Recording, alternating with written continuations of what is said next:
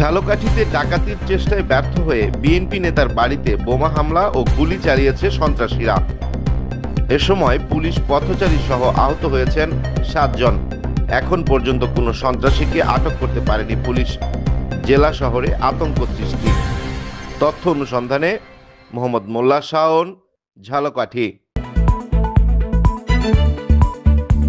দৈনিক যায় যায় বেলা, সত্যের সন্ধান। ঝালকাঠি শহরে ইফতারির শেষ মুহূর্তে বোমা হামলা ও গুলি বর্ষণ করে ডাক্তারপট্টি এলাকায় আতঙ্ক সৃষ্টি করে স্বর্ণের দোকানে ডাকাতির চেষ্টা চালায় একটি সংঘবদ্ধ ডাকাত চক্র। এ সময় ছাত্রদল ও যুবদলের ধাওয়া খেয়ে ডাকাতির চেষ্টায় ব্যর্থ হয়ে বিএনপি নেতা এনামুল হক সাজুর বাড়ির সামনে বোমা ফাটিয়ে বাড়িতে গুলি চালায় ডাকাত চক্র। পরে ধাওয়া খেয়ে ডাকাত দল পালিয়ে যায়। ডাকাতের ছোড়া বোমায় পুলিশ, পথচারী, শিশু সহ 7 জন আহত হয়েছেন।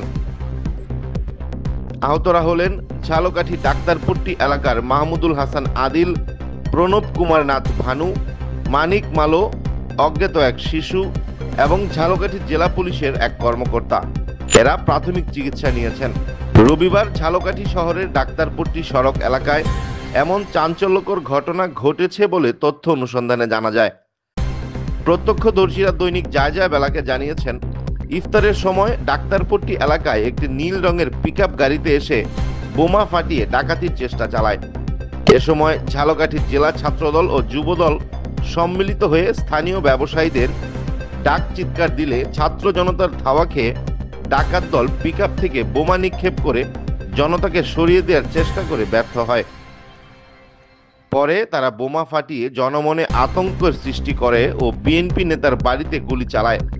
এ সময় তার বাড়ির সামনে থাকা বিএনপির অস্থায়ী অফিস ও দৈনিক যায় যায় বেলার অফিস ক্ষতিগ্রস্ত হয়।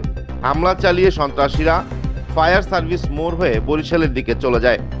ডাক্তারপট্টি সড়কটি শহরে স্বর্ণকার পট্টি হিসেবে পরিচিত।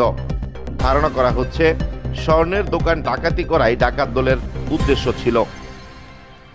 প্রত্যক্ষদর্শী ঝালকাঠি জেলার সাবেক ছাত্রদলের যুগ্ম সাধারণ সম্পাদক রাজু ভুইয়া বলেন, ইফতার শেষে বিএনপির অস্থায়ী কার্যালয়ে আমরা বসে কথা বলছিলাম।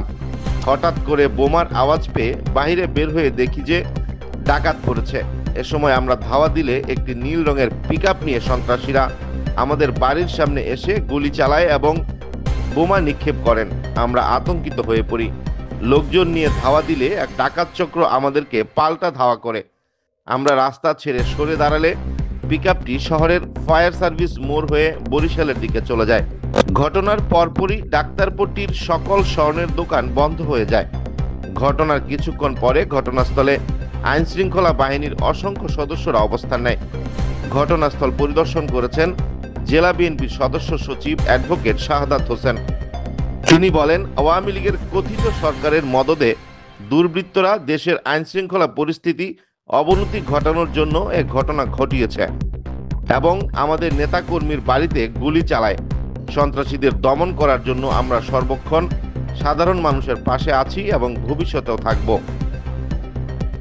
অন্যদিকে ঝালকাঠি জেলা ছাত্রদলের অসংখ্য নেতাকর্মীরা বিভিন্ন স্লোগানে বিক্ষোভ মিছিল দিয়েছে এবং তারা জানিয়েছেন, ঝালকাঠির সাবেক ছাত্রলীগের সভাপতি ও যুবলীগের শীর্ষ সন্ত্রাসী চিহ্নিত অস্ত্র ব্যবসায়ী হাদিসুর রহমান মুরগি মিলন একাধিকবার অস্ত্র নিয়ে রাজধানীর ঢাকা ও ঝালকাঠি সহ বিভিন্ন এলাকায় গ্রেফতার হয়েছে।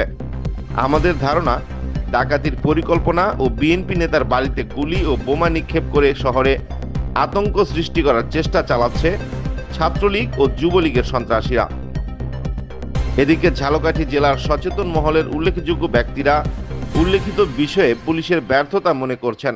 ঝালকাঠি শহরে জেলা পুলিশ লাইনের সামনে অসংখ্য জায়গায় গুলিবর্ষণ ও বোমা বিস্ফোরণ ঘটিয়ে পুলিশের চোখ ফাঁকি দিয়ে একটি সাধারণ পিকআপ নিয়ে কিভাবে ডাকাত চক্র পালিয়ে যায়, এটা আমাদের বোধগম্য নয়।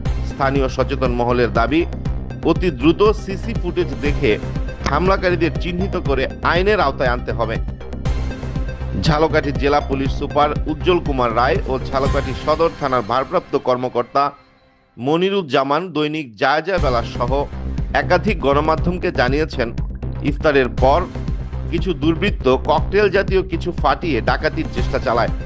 পরে তারা জনতার ধাওয়া খেয়ে ব্যর্থ হয়ে পালিয়ে যায়। এ সময় জেলা পুলিশের সদস্য ও পথচারী সহ মোট 7 জন আহত হয়েছে। তাদেরকে প্রাথমিক চিকিৎসা দেয়া হয়েছে। ভিডিও ফুটেজ দেখে অপরাধীদেরকে শনাক্ত করে আইনের আওতায় আনার চেষ্টা চলমান রয়েছে। এতক্ষণ দৈনিক জায়জা বেলার সাথে থাকার জন্য আপনাকে ধন্যবাদ। লাইক, কমেন্ট ও শেয়ার করে আমাদের সাথেই থাকুন। দৈনিক জায়জা বেলা, সত্যের সন্ধানে সারাক্ষণ।